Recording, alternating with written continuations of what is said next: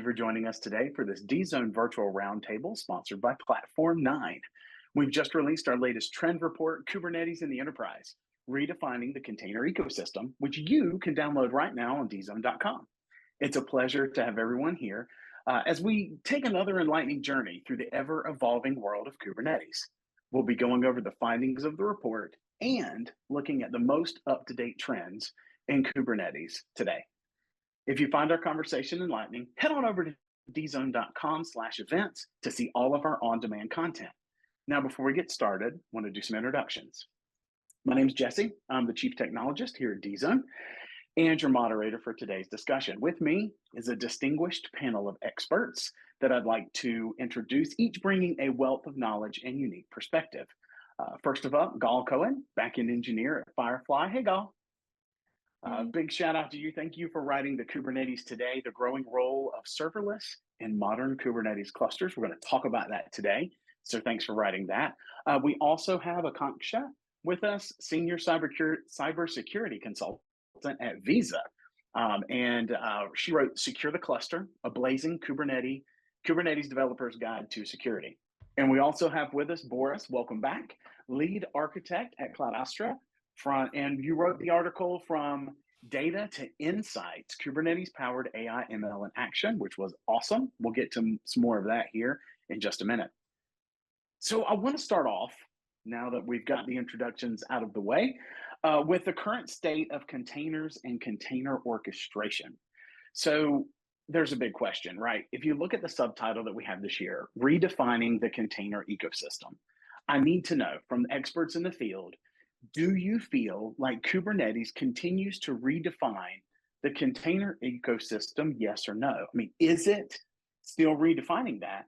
And why? Gal, why don't we start with you? Yeah, sure.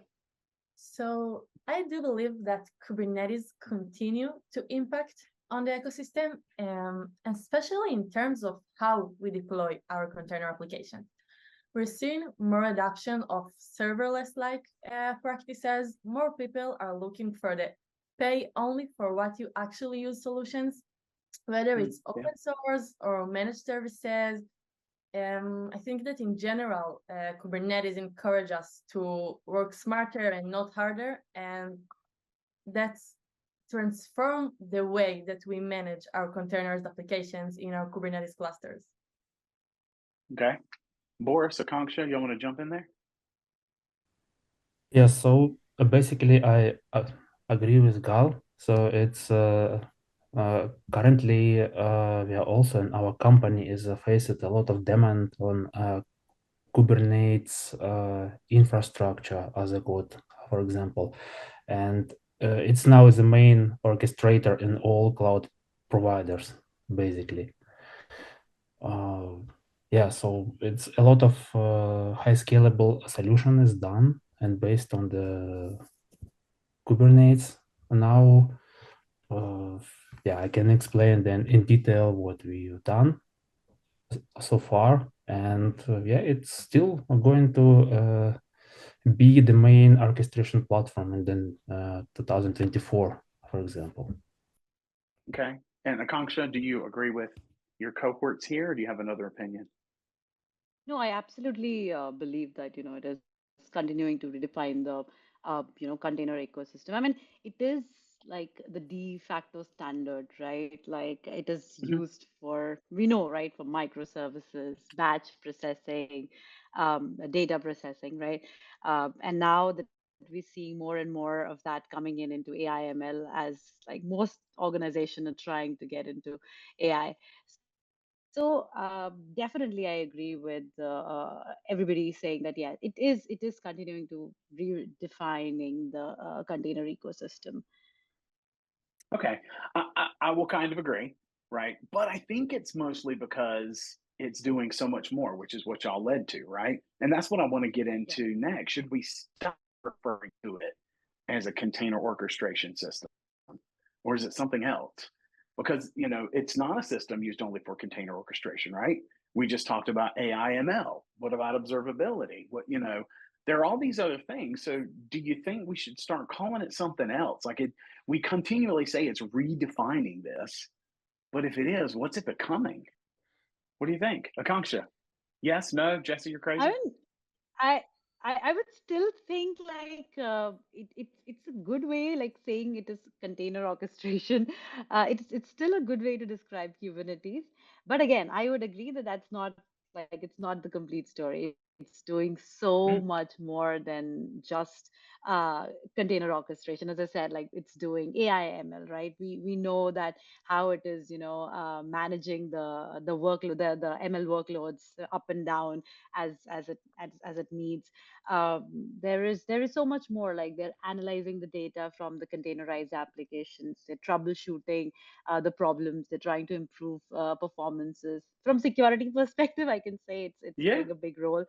Like the port security policies coming in, the network policies, it's just making it so much more secure. Helping the organization becoming more compliant in security. So I still feel like saying container orchestration is like it's a good way to describe it, but yes, there is Okay. so much more with it. Okay. Gall, are you using Kubernetes in your organization? Like, how are y'all using it? Yes, actually, we use Kubernetes big time. Besides the fact that our workload is running on Kubernetes clusters, what's cool is that we built our whole system architecture around Kubernetes concepts. We using custom resource definitions to describe entities in our systems and their status. By using that custom resource definition, we got an operator that we build that consume tasks and it handle the tasks according to the custom resource definition status and definitions. By doing that, we are able not just to leverage Kubernetes to manage our containers, but also to keep our entire systems aligned and up to date. Oh, sweet. Okay. So I want to, now that we've set the stage, want to move on a little bit and look at some more of these use cases, um, advantages and disadvantages. Like it goes without saying, everybody knows this, that Kubernetes is likely being used in most software focused or what we call software adjacent organizations and by a lot of software professionals, right? So, one of the questions that we asked on the survey was what use cases do you deploy Kubernetes into? Right. Top three responses were one, new cloud native apps. Number two was hybrid and multi cloud, right? And that's 58% for the cloud native, 52% for hybrid, 49% was used for modernizing existing apps. Are any surprises here, or does it kind of match with what you you guys are seeing out there in the agree or not agree? So yes, I currently agree with this, but there is one issue alongside with advantages. There is one huge disadvantage. That Kubernetes is super complex system, and it requires a lot of like a massive learning curve from the whole team. So if the team started from the scratch, it might be the issue that the whole team will fail on doing this. That's the main issue of Kubernetes. Okay. So it's kind of like that's why a lot of people still scaring of touching it like really deep.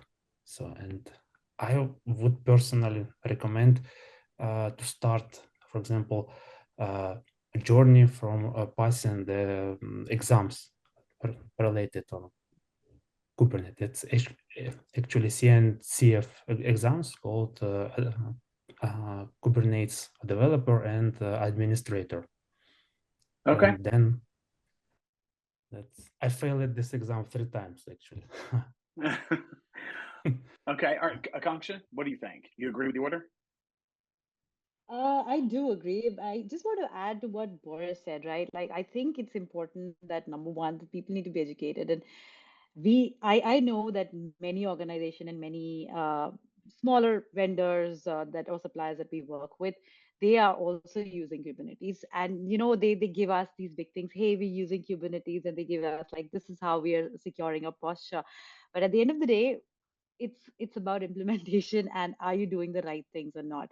So there is, like, I have witnessed that there is a huge lack not in every organization, but there's still not as many Kubernetes experts in the field out there. So Yeah, training, I Smith. think, is definitely a big part that can help this to, go further. Cost is definitely one thing, but everybody knows about it. But training is something that I've personally observed that yes, there needs to be some more education about how to go about it, how to implement it, and I mean exactly what DZone is doing, like training the developers how to go about it, right? So I think Yeah, that's important. that makes a lot of sense. And I'm gonna go back to Gall. Kubernetes is entrenched in everything, right? You said you guys are using it big time over there, right? So one of the questions we asked on the survey was, what has Kubernetes improved at your organization and what has made it worse? And improvements, deployment in general, right? Auto scaling and CI/CD, but it also increased cost, so it made it worse. So any thoughts there, Carl? Is that lining up with kind of what you're seeing? Or are there any other specific advantages that you guys are seeing that aren't on the list? Mhm. Yeah. Actually, I totally get it. This list is not surprising, as Kubernetes is an open source that is backed by such a huge evolving ecosystem. So the people that use it are the people that contribute to Kubernetes, and they know what they need, and they have really, really strong opinions and right opinions, and they take it to directions that are right for the use cases out there in the field. I think it's demonstrate really well, implementing the practice of dog fooding, which means you use your own services and application, and it's really level up the standard of your quality on your product. I like that. Boris, what do you think? So I actually have some funny story about the cost scenario I had like around 2 years ago. One of our, I would say, projects, customer project came us and say that, look, guys, we have everyday bills more than 50K. How comes it can be that we move to Kubernetes and pay 50K a day? And then we start and investigate, and then after 1 hour in investigation, we said that they basically because of the lack of experience, a lack of knowledge, they choosing the wrong size of the nodes. So they choosing the most expensive one. No. Oh, Yeah, and yeah, it was end it up feels like the stories of Amazon, AWS. You've got a web service yeah. up, and the developers spin it up. They choose the wrong thing. They leave it up. I'm going to go back to what you said before. Education is absolutely important. You got to Yeah. have some people trained on this. That's scary. 50,000 a day. Whew. Yeah, Mm. and on top of this, they have a Black Friday, and they used autoscaler, and that was some mistake with autoscaler that scale up their cluster up to 100 nodes. So 100 multiply on this VM, and Oh my God. 100 yeah, multiplied on that 50,000 per day. Lesson for all of you out there: yeah. don't do that. Don't do that. Developers, pay attention. Okay, scary. Akanksha, this kind of line up with what you think? Like deployment, is better, auto scaling's better, CI/CD, and then cost is worse. Any Yes, surprises? absolutely. No, I don't think there's any surprises. I just think there's one more trend that I've seen, and that is I've seen many organizations they like when they're using hybrid cloud, right? They're using different kind of clouds, and basically when they're moving to containerization, it's just more easy for them to be more independent, to be more not be vendor locked in is what we call it. So that is also something that I have witnessed, because of which they're moving more into this. So I'm sitting here just kind of thinking as you were talking. What about, so I look at CI/CD, I see deployment in general, I see auto scaling. What Yeah, about time? It's a huge time sink to get it all set up. Somebody's got to that maintain is it. true, Do we right? save time on the dev side? I mean, what are y'all seeing? I mean, short term, if you look at it, it might definitely take time, right? But once set up, it's also a lot of independence. It's also, again, if I take example of microservices, you have different services. If you want to change something in the future, it becomes very easy. So I understand, like in the short term, when you are new, it takes a little time to set up, but there is a lot of flexibility. There's a lot of things that you can change going forward. There's a lot of things that you can improve on the way, and you can get lot many more functionalities. So I mean, it's a good balance. Like it's like you spend time but for better.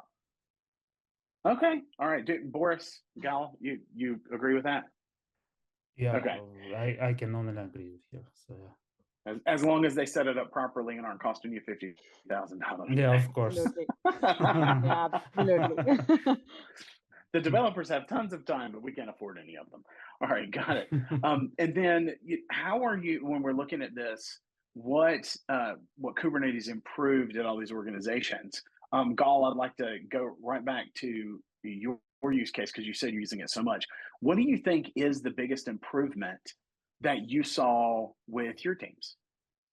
Mhm. I think we can definitely say that it's really speeded up our development process. I Okay. think it helped us to have like one ecosystem for all the application with everything in one place, and it's helped us a lot. Okay, awesome. Well, that's great. So last year, again, I said this, we've done two. This is our second roundtable. We did one last year on Kubernetes, and things have grown. But I want to understand from you all, do you believe that Kubernetes will be a bigger part of your system design over the next 2 to 3 years? 86% of the people surveyed said that. So is there anything shocking, or do you agree? Do you think it's just going to continue to take over? From my side, I think yes. In the next years, it will be the main platform because there is no another one. So nobody can afford anything better. And moreover, there are a lot of frameworks and approach like GitOps, for example, which Yeah. like for example, a lot of companies now using Argo CD as the standard for deploying the application, which is based on the principle when you're not you deploying the code, but Argo CD basically looks on your code and update it automatically for you. And this is now also coming like a de facto standard using this GitOps.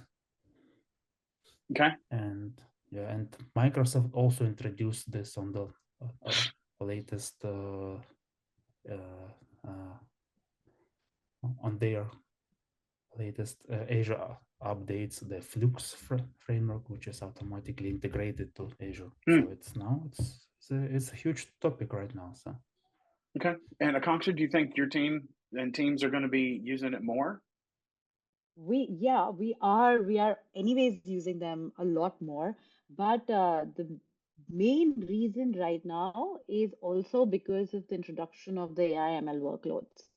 It has been like crazy, and because of that, like the deployment is increasing. We're seeing that more and more, but at the same time, we're also seeing a lot of security implications because of that.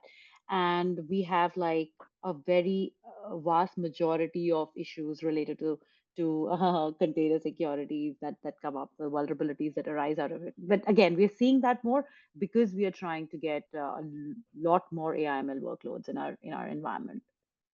Right. So that's what's ramping everything up. And Gal, is there anything Yeah. left to take over for your teams? Are y'all 100%, or is there a lot more left to get?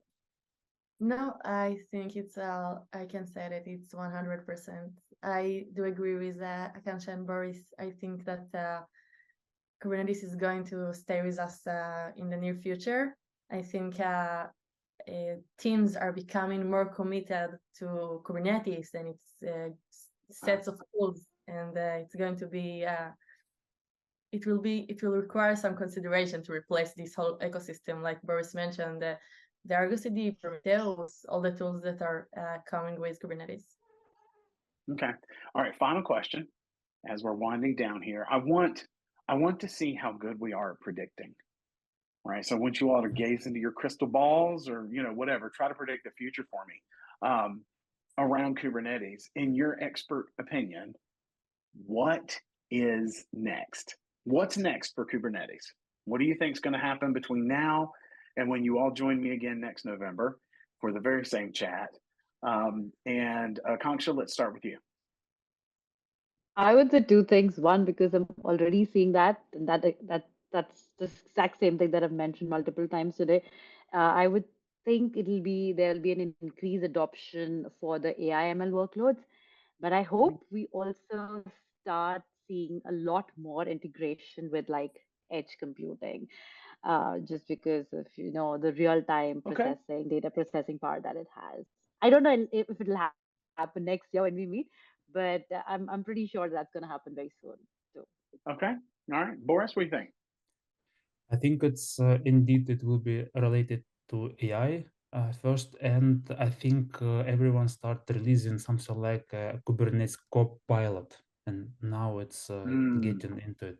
So like automatically resolve issues. So Copilot with Chat GPT will automatically checks and resolve and fix issues inside Kubernetes. Maybe not all of them, but the main one. Important one. Also, it's kind of like a topic that Kubernetes was auto scaling, downscaling. It's really good for this edge computing. I completely agree. Also, IoT. It's also a topic, and it will be a topic in the future. So far. Okay. All right. Gob, we'll wrap up with you. What do you think is next for Kubernetes? I totally agree with Boris and Akansha, and I also think that Kubernetes, as it grows, it's going to be even more friendly for non-experts. I think it's in the ecosystem. In the ecosystem, we can see some promising tools that are very friendly for non-experts with more abstractions, and I think they are going to be very promising and developing the growth in the near future. Awesome. All right. Well, there you have it. That was amazing. Thank you all so much for helping out on the call today.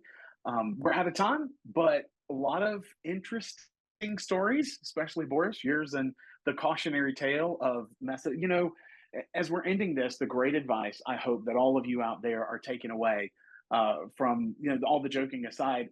It is something that we've got to learn. It's a skill set. It's taken over. We got 86% of companies and developers saying they're going to use it more. All of our experts here say that. So thank you all three of you for the time today. It was amazing to hear what's next for Kubernetes, some helpful hints and tips for those people who are getting started or have been using it for a while.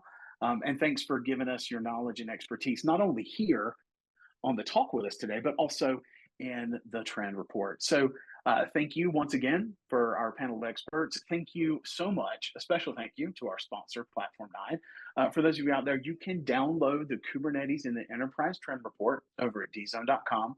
And please do share this or any of our other on-demand events. You can visit dzone.com/events, get those links and send them out. But don't leave just yet. If you would, hang on for just one more minute in the chat and click through a short few second survey to help us improve. I hope you have a great day. Bye.